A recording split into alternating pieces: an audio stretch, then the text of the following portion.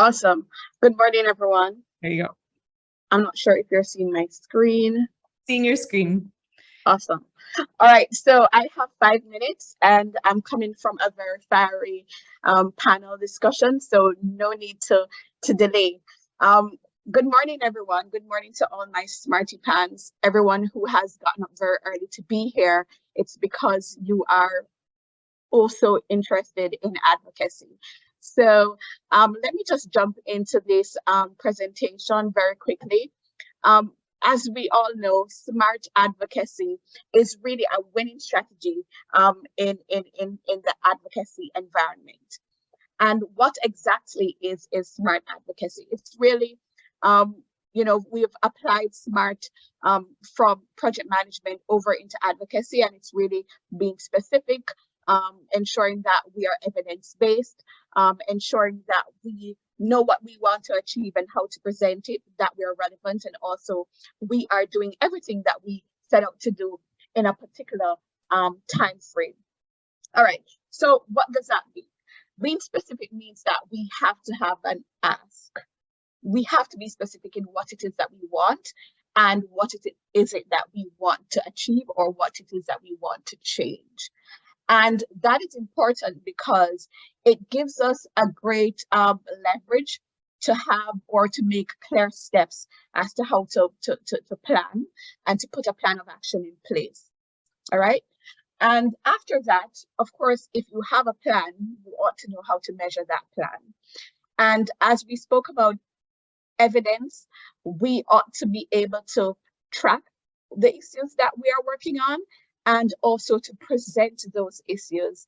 And that way, we will be able to prove to not only our stakeholders, but also to ourselves and our fellow advocates that what we're doing is achievable. And why is that necessary for our plans to be achievable? Well, we always say that when plans are achievable, it tends to motivate people to get involved. If plans seems to be something daunting and very hard to realize, then what happens is that people are less likely to get involved. And so when plans are easily achievable or fairly relatively achievable, then what you do is you really motivate advocates to get involved, and also the target audience becomes more accountable, and they're more likely to action what it is that you are asking them to do. And then while you're doing that, in terms of getting your plans to be achievable, you also want to be very relevant. And when we say relevant, we want to find out where exactly do we invest our time. How normally we have very limited time, very limited resources, very limited people. And so in order for us to have a very smart plan, we also want to know the landscape, who it is that we want to target, when is it that we want to target them as well. And so we move into the last phase, which is being time bound. And time bound is really having a plan and also having a timeline in which you want to execute that plan.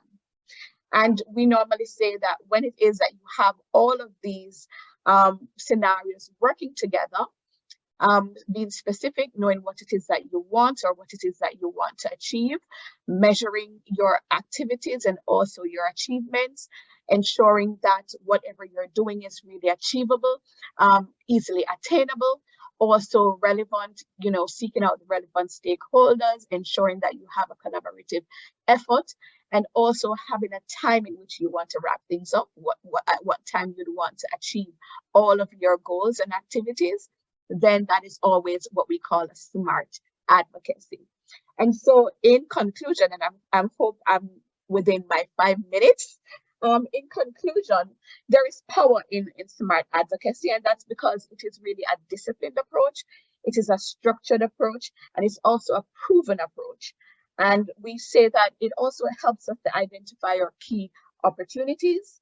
It helps us to identify our change makers, or arguments that we want to go at, the achievements that we want to see. And also, it really helps us to really see our wins. And this approach, I should say, it is very, very useful, and it is We can use it in the local advocacy. We can use it in regional advocacy and also international advocacy. So let us all be smart advocates today. And I believe that is enough for us to move on into our breakout rooms. Yes, thank you so much, Stacey, and appreciate that overview. And I think that will guide us in our breakout rooms.